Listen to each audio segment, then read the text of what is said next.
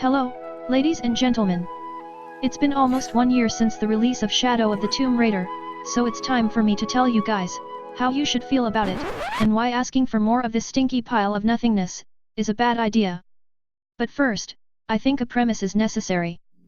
Over the years, I've played all the Tomb Raider games, multiple times.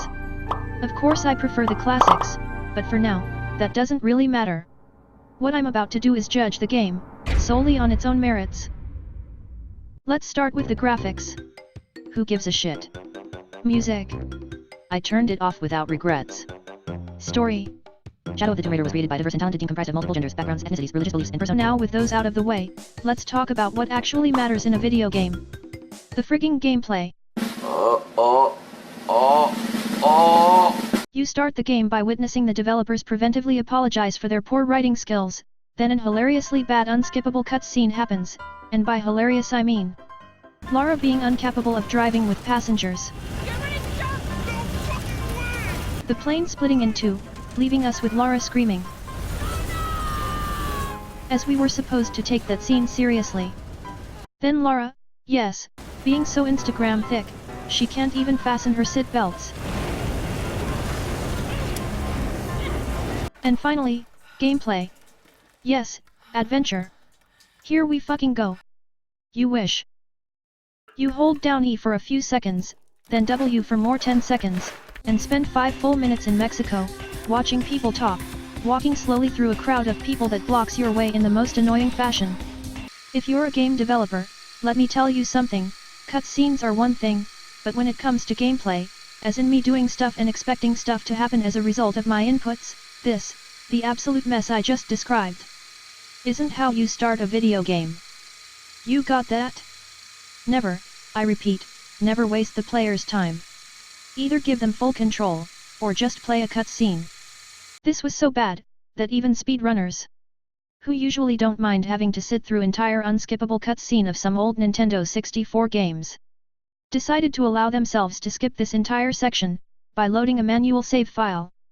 Moving on. When you're finally allowed to run, it's tutorial time. Press 1 button to kill. 2 buttons to kill. 1 button to jump.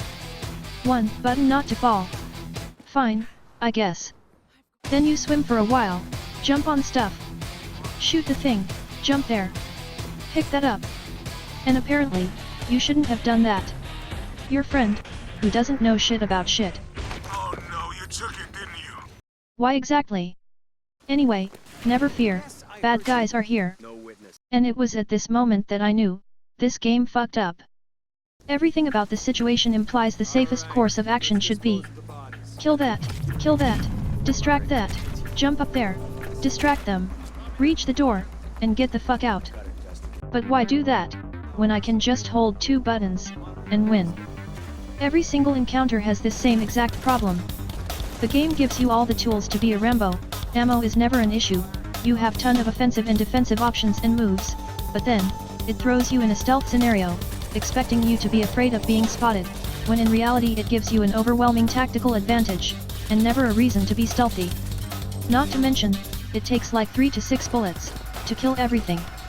These sections can be tough, only if the objective you impose on your playstyle is stealth, and if you get discovered, chances are you're in an unfavorable position to fight back. But if you pull the trigger first, you'll always win, unless you've never played a video game before. There's one exception, but that also pretty much proves my point, but we'll get to that. Anyway, back to Mexico. Whether you decide to be Solid Snake or Rambo, doesn't really matter, because the second you get there, the game decides to make this happen. So, yeah, time to kill. After you deal with them, bad guy gives us the bad guy speech. And well, shit. Some people like Tomb Raider Legend way too much, I guess. All of this, just to go back to the intro cutscene, only this time, they conveniently removed everything that was funny about it, and filled the rest with sappy drama conflict, between nerdy ponytail girl, and big cook boy. Yes, he's a cook. I'm just a cook. Really? Yeah. This very important detail marks the end of my coverage of the plot. Past this point, I will only talk about gameplay. Lara gracefully lands in a Peruvian jungle. This is where the real game starts. And at the same time, falls apart, exposing the other three major problems of this game. Hubs, collectibles, and progression system. I'm not gonna cover them separately, since the issues they bring with them, all depend on each other. Well, here we go. For about 4 times in this game, you will enter a big level, look around, get wowed by how big the level is, notice there's a lot of stuff you can interact with, pick up and discover, and you also notice, you earn experience points by doing so, then you open the map, just to get an idea. It's all cool and dandy, but here's the issue. Well, actually the issues are 2. The first is, unless you're a sucker for collectibles and achievements, this giant thing here, means nothing. There's just no point. The process of finding all those things, doesn't open new paths. None of the documents contain useful info. Except for one. Because there's nothing in the game, that requires more info, than what you can get by just rotating the camera. The experience points they give you, you can get more and faster by just doing the story. Nothing here unlocks anything. You get most outfits. And I mean, tribal rags. By completing quests. You get access to the other 3 weapon slots, as you progress with the story. And you can buy more weapons from merchants. But here's the thing, when you get to this point of the game, you still don't know any of these things. You've most likely spent 1 hour in the first area of the Peruvian jungle, before progressing with the story. Since the area is so big, you think it'd be a waste to just leave. The game literally relies on the fact that you won't realize the junk you are picking up is useless, before you reach the second half of the game. And that's after about 10 hours or so. The second issue is that these hubs, are all friendly areas. That's right. The 80s are back, guys. Anyway, there's absolutely no challenge involved in exploring them, or reaching the next story checkpoint. And by this, I don't mean that the obstacles the game asks you to overcome, are too easy. I literally mean that these obstacles just aren't there, the game doesn't even try. Story missions are one thing. But this area, and this area, and this other area, look and play just like cities. Regular cities. The kind of peaceful town you live in, with no gameplay aspect, other than picking up collectibles and talking to people. No risks, no enemies, no traps, no danger. The second you reach a new hub, you can literally run straight to the next story checkpoint, without even looking where you're going. The game won't make it hard for you to reach that location. It won't ask you to perform other actions other than running straight. Basically, hubs are nothing more than giant pools of collectibles. This problem gets even more irritating once we take a closer look at Lara's skill tree. This, at first glance, looks kinda sick. 3 categories, most skills require more than 1 skill point, and the old bullshit tier system from the previous game is gone. For context, in Rise of the Tomb Raider, in order to unlock the few really useful skills, you were forced to waste even 12 skill points, in skills you weren't interested in. In Shadow, each skill only requires you to unlock, at least, 1 adjacent skill, which is way better, and makes for a more RPG kind of progression, where you literally make your version of Lara depending on how you want to play. Unfortunately, the positives end here. A full 25% of these skills, are for those who rely on survival vision. Noob stuff for noob people, so to speak. The other 3 categories are strictly for combat. Some unlock new types of secondary fire, such as missiles or grenades. Others provide quality of life improvements, like faster healing, fall recovery and permanent grab. The most interesting, are active skills such as slow motion and temporary armor. Except, there is almost no combat in the game. Wait a minute! Exactly. Okay, you don't want Lara to be Rambo, and murder dozens of bad guys, fine. You just want to walk around, take screenshots, solve easy puzzles, stare at people and steal their stuff, I get that. But then, how do you explain the way this game was made? Most skills evolve around combat. The game bombards you with easy-to-find stuff that gives you EXP points. Tombs and crypts insist on giving you all kinds of combat skills as rewards. The custom tribal outfits have combat-oriented stat modifiers. Each kind of weapons comes in multiple models, all of them are upgradable, and the upgrading process takes a lot. Merchants give you more weapons than you'll ever remember. There's money, materials, and herbs to spend in shops, weapon upgrades and healing items, literally everywhere. And also, the new Game Plus mode, fans have been asking for since 2013. Say what you want about the Tomb Raider game you want. But something is off here. This is what the game shows to the players, and that sets expectations. And according to those expectations, the players will choose to perform tasks that they think will help prepare the character for what's to come. Stuff like, I want to improve this weapon, get this one interesting skill as soon as possible. When the players start thinking like this big nothing becomes content. Something worth spending their time on. I think you are starting to see where I'm going with this. Anyway, you do one story mission, and another one, and another one. And after a while, you start to notice that these missions don't require any of the improvements you made on your character. You walk, swim, and climb for excruciatingly long, linear, stupid proof segments. And the few times you don't, 99% of the encounters are so laughable you don't even need to move to kill everything. Enemy squads are just too small to pose a threat, because the game developers insists on giving you the option of a stealth approach, which I already proved to be a stupid decision. And when the game decides to throw bigger squads at you, it's just for a stupidly easy stealth level. But mind you, I'm not saying low difficulty is the problem. What I'm saying is, at its core, this game is made of pieces that just don't fit together. Laziness at best. Or purposely deceiving, at worse. But wait! There's more! Of course there is. More often than not, you're not even allowed to use your firearms. Poor tribal folks might hear you. That's the official explanation, I'm not making this up. So, yeah. If you don't like the bow, or just want to use your special abilities, which you've taken so much time to unlock, well, sucks for you. You'll have to buy the DLCs for that, or endure some painfully easy and short side quests. Which is what those DLCs are, basically. But again, by the time you reach the third and most important hub of the game, you still don't know any of this. You think, oh damn, shit is about to hit the fan here. Except no, this entire area is a big version of your bedroom. Almost forgot. Lara also fights against two jaguars. Hello! It's me, Mario!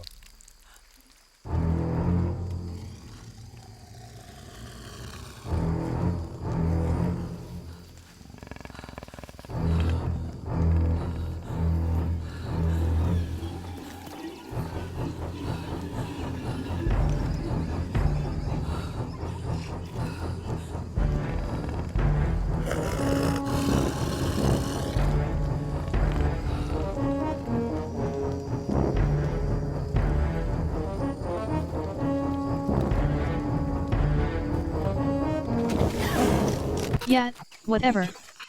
They just leave? And, come back for what?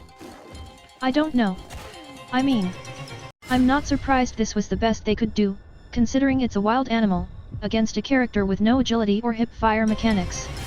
It's obvious something needed to be done to Lara's moveset, but for some reason they refused to. Oh well. Maybe next time. Moving on. Speaking of combat. A few minutes ago, I mentioned one exception to the lack of reasons to ever go stealth, and how it pretty much proves my point about how everything, from combat to progression, is so dumb in this game. I'm talking about the chapter called Riverbed, or Downpour, or Porvenir Oilfields, whatever. Lara is alone, without weapons, not even the bow, and needs to get past a series of areas where, once spotted, enemies will salute her with bullets, unless she manages to hide. In this chapter, stealth is mandatory, and you're always at a disadvantage. You must distract them, separate them, ambush them. You don't have many choices, but at the same time, you have little margin for error. Almost everything in this chapter makes sense. It's not perfect, but still something. The fact that you can go hide after you get discovered gives you the chance to rethink your strategy, removes the trial and error aspect of some other stealth games we've seen over the years, and makes for a balanced stealth situation. You cannot shoot for a good chunk of this chapter, but even when you can, It's just you, with the bow. Against soldiers, many with armor and rifles. What doesn't make sense, is the invisible wall at the exit of each mini area, that prevents you from reaching the next area when discovered. Because it's unfair to those who want to run away? No, because it breaks the immersion, and highlights how silly these levels can be sometimes. Personally, I would have placed some kind of mechanism. Like a locked door, or a surveillance system to disable, or something. But hey. Who wants keys in 2019? Am I right? The reason I said this chapter proves my point, about the combat, or I should say, the entire Shadow, is that this part of the game, is built upon actually balanced concepts, decision-making, and action consequences-driven gameplay. But in order to achieve this, they had to take all your weapons away. Literally nullifying all the hours spent, into gathering resources to improve those weapons, killing animals for the materials required for the custom outfits, grinding skill points, reading documents, Water quality report, it's piss. and completing side quests, of which most rewards are, guess what, weapons and outfits, with hilarious results. New gear required, the River Hawk, a powerful pistol that deals high damage. Yeah, here, look. Are you kidding me? Dude, I did all those upgrades on the gun? You've gotta be joking me. I did all those upgrades and now this gun, none of them carry over. Damn it, I love this guy. But wait! I think I know what you're about to bring up, in defense of these game. That's right. It's time to talk about tombs. Yes. My favorite. Well, most people seem to like them. I'll be honest. I hate tombs. But hey, I'll try to be objective. So here we go. In Shadow, the process of finding them, is nothing to write home about, really. I've heard some people say that that's where the trademark, Tomb Raider exploration part starts, but in reality, well, the entrance is literally out there, and I mean it, just walk in one direction, and you'll find it. The game will notify you there's one nearby, even if you disable everything in the options menu. Once you enter, just walk through the loading screen in disguise, and there's the tomb. And because they're optional, and also because Square Enix know their audience more than we do, the game will always allow you to get the fuck out, if you don't feel like solving them.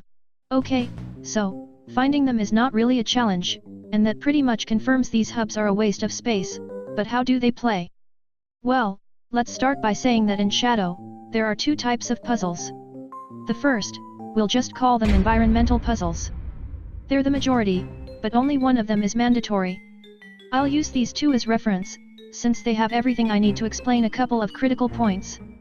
In this one, like for most of those located in the optional tombs, you have to move from one area to another as you unlock them, making use of the 4 traversal mechanics at your disposal.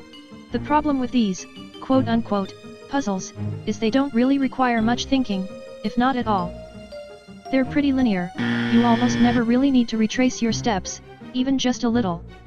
And never need to go find something that might help you complete anything, because you already have everything you need.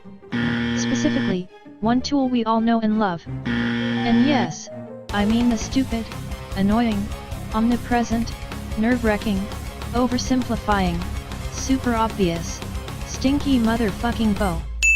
I'm sorry, I just really fucking hate this thing. Anyway, as you can see here, even if you gently ask the game not to get in your fucking way, it will still do that. The falconet's in position. Damn, it won't budge.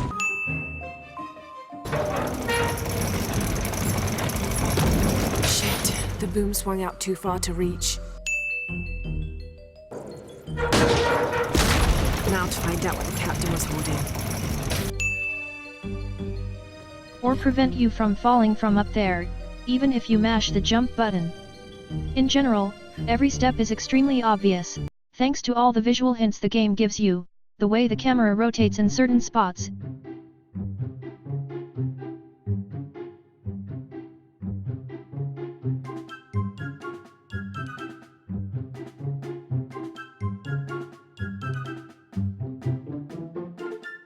And the fact that, once you reach a logical checkpoint, you only need to look forward, and never deviate from the one obvious path. For example, that's obviously a climbable wall. That's obviously where I'm supposed to wall run. That's obviously where I need to shoot rope arrows.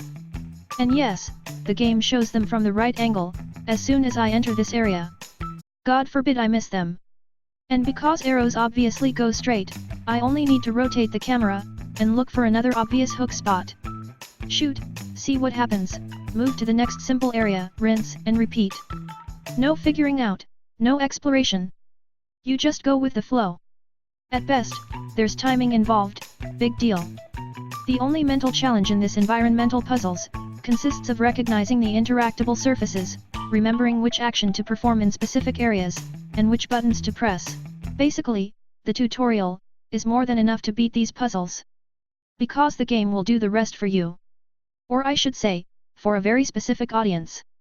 Sometimes, the game will completely break the immersion, and scale the exploration and puzzle difficulty down to baby easy by showing you this visual abominations, making you wonder. Why even make me do this, and pretend I should pay attention to what I'm doing because I chose to play on hard, when you're going to just straight up tell me how anyway? This is stuff I should know how to do already. I mean, seriously, this puzzle game doesn't want me to figure out stuff by myself. Or I should say, fail at it. Why even brag about the option to remove the white paint, and make Lara shut up, when you still chose to do this? A patch introduced this option many months after release, when most people already beat the game. And guess what? Not only it's disabled by default, but it's not even tied to the difficulty you choose. Even if you pick hard, you have to go to the options screen and enable it yourself. So again, if you're one of those who don't know that option even exists, or someone who doesn't even know what an option screen is, you'll still get to play the game on easy mode, even though you picked hard. Triple A Gaming, ladies and gentlemen. Then, we have mini-games. In this kind of puzzles, you're asked to solve little problems by interacting with mechanisms. Basically, you have to rely on your IQ, instead of your memory. I'll use the flashback chapter as a reference, and also to prove an important point I mentioned earlier. One day, this rich little British brat decided to find a secret room, located somewhere inside her unearned huge manor. If you think she can't do shit by her own, think again. Anyway, after an uninspired climbing segment, she reaches this big room. And this is where something incredible happens before our eyes. We get to witness the existence of the only useful document in the entire game. This enigmatic illustration, recovered from a cursed and empty mausoleum, might be what our brave adventurer needs to finally find the lost treasure of the White Queen. So after playing around with what's available, we input the code, climb up there, use the thing, and think, damn it, I wasted my time moving those pieces first. This feeling right here, I like it. But wait, it's not over. You move that, and you say, oh man, there's more. The solution is simple, yet not as obvious as you would think. This right here, is how puzzles should be, at its core. Of course this was kinda small, but all the basics are here. Except maybe for the fact that, this mechanism here, goes off the second we approach the right number, so that we don't have to confirm our choice. That'd be way too hard for the player, apparently, and the only useful document of the game, you don't need to find it. It's already in your inventory. But hey, I'll take it. The rest of the campaign is filled with every possible negative trope you can imagine. More slow walking instead of cutscenes. Cutscenes instead of actual combat. Filler slow climbing with no margin for error, instead of gameplay. Unskippable cutscenes with no loading behind them. A number of rage-inducing restrictions, such as which outfit you're allowed to wear, depending on where you are and what you're supposed to do, which is funny considering people paid to wear those, not to walk around dressed like a fucking chicken. Not even Deadly Obsession mode, the difficulty level that hides these markers for good, and brings you back to the last campfire you visited when you die, manages to at least mitigate these issues. In a couple of situations, it amplifies them. In this mode, the game doesn't become harder, it won't require you to be smarter. Because going Rambo is always the best option, you're not gonna miss the enemy awareness markers anyway. Also, you'll always find a campfire right before a tomb, a combat section, or this unimpressive pile of crap.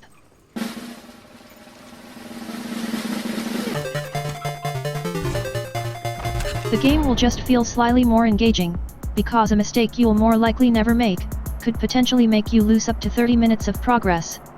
It doesn't save the game from the autopilot mess that it is, it just makes you feel more involved and on the fence, especially during sequences like this one. This game is a total mess. And I didn't even need to make comparisons to come up with this conclusion. It doesn't know what it wants to be. It doesn't know who it is for. And it fails in most of the things it's trying to accomplish. It's the best example of why AAA games should just pick a genre and stick to it, instead of trying to appeal to everyone, by putting a little bit of this and that in a box, hoping it sticks. And for those who believe that this game is the closest thing to the classic Tomb Raider games, that's a story for another video. Well, that's it guys. This was me, being real about Shadow of the Tomb Raider. Thanks for watching.